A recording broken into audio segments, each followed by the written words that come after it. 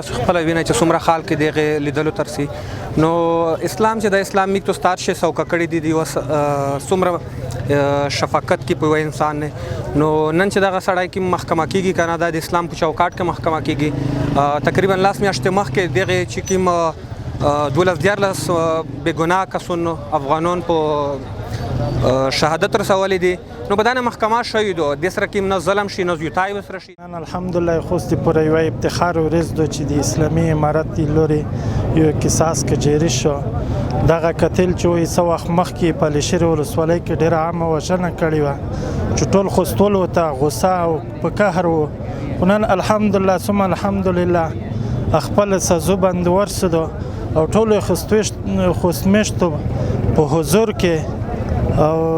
بیا هم مننه کو اسلامي امارت نه او د خلکو نه چې دومره ډېر راغلي وو نن چې د خوست په فخار کې د قصاص کوم حکم تطبیق کیږي په دې باندې موږ ډېر خوشاله یو د امارات نه ډېره مننه کوو چې د اسلامي شریعت په رڼا کې محاکم فیصلې کوي او هغه خلک چې جرمونه کوي هغو ته د شریعت مطابق جزا ورکوي موږ په